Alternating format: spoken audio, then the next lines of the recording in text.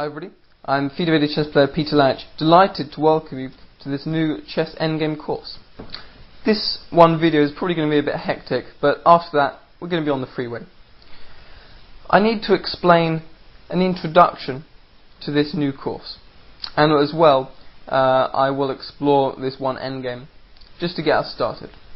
So while I'm babbling on, instead of concentrating fully on my spiel, I'm sure you'll want something interesting to do, so take this position.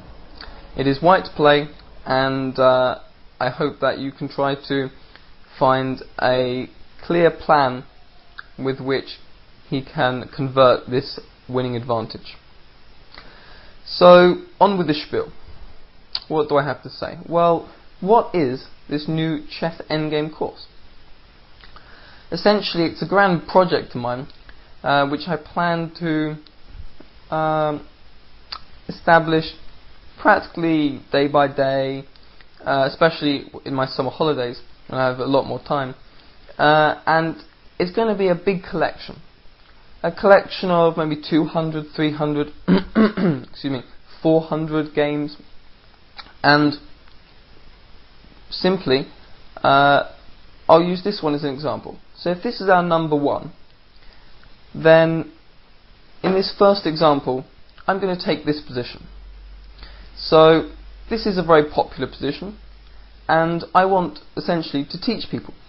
I want to teach, with the white pieces here, the winning strategy, and of course we'll have to look at the defensive techniques of the other players if it's necessary, and if there is an important defensive method which needs to be learnt. So this kind of position, I'll analyse it, that is, I'll show you all the variations, and I'll try to calculate and work out what is the best way. And by the way, I'll probably know the solutions already, since this is quite fundamental endgame knowledge. So every player should really know it when they reach such a standard. But I'll be addressing all kinds of levels of players, improving players, even some stronger players who've forgotten their basics. And of course, don't forget, it's not just basics. I'll happily explore some even more intricate games and end games. So I'm going to do the lecture on this position as a demonstration for what we will expect in the future installments. Okay, so by the way, yeah, a huge collection, hopefully, of many endgames with the technique, and essentially just how you win. Okay, the title will be How You Win with such a number of pieces, these pieces, in that position. Okay, so let's go on to this example. This is a rook endgame, and we see white struggling to find, well, depending on if you know the technique, the correct solution to this endgame. Okay, so first we play rook f8.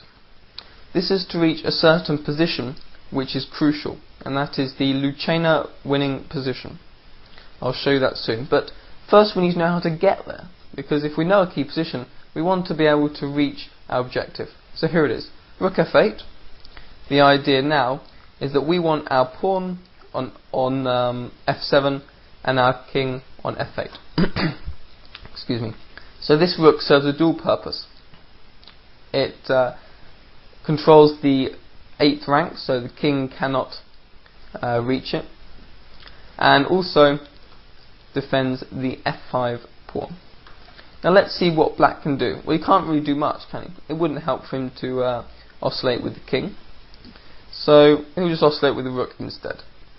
Now we see the point. We can play king g7, allowing our pawn to advance.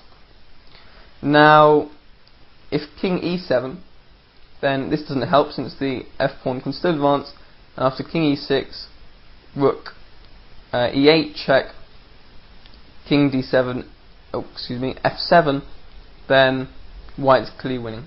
It's going to queen this pawn and then win the rook and the rook versus king endgame. So after king g7, maybe you think check. Well, then here's the point. We go to f7. and the rook has nothing better than to go to f2, after which we advance the pawn. So in just 2 or 3 moves we've been able to advance the pawn yet further, and then it's not hard to figure out the rest. I mean, black can't do anything, so we move our rook out the way, and after rook f2 I think we can play now king g7. It's the same kind of theme. If check, then king f8, and sure enough we reach this important position. So what now? This is the Lucena position. How do we win with the white pieces? Okay, so let me show you. If king e6, then rook a6 check, king d7, and now here's the important move. It is rook a4. This is the most important move you'll have to learn. Now why does this win? Well, let me see. It's black's play. He doesn't really have anything to do. I mean, if he oscillates, then we can just continue our plan. But if king e6, then let me see. I think that king e8 is sufficient here. We threaten to queen, no way to stop that except taking, which surely loses to rook a6 check. So that is why king e6 fails. And now going back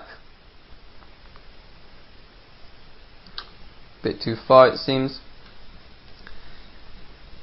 king e6 doesn't work, then we need to look at rook f1. And now here's our point.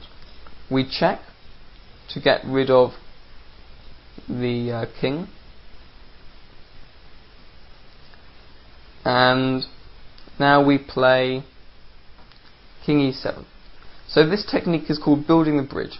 It is paramount that we have our rook on the 4th rank, and I hope you remember this. This is a key maneuver. Point is that after this, nothing to stop the pawn, so check, and now our king escapes, because after rook e1 check, after king e6, after rook f1 check, king e6, now there's a simple threat of rook e5, rook f5, blocking the rook, so our pawn queens. That's the threat, therefore check, king f5, and now here's the point. If rook f1 check, then rook f4.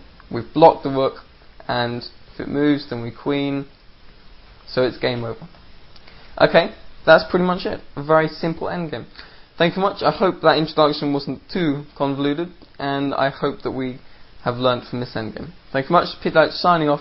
Still looking forward to many, many more endgames to come.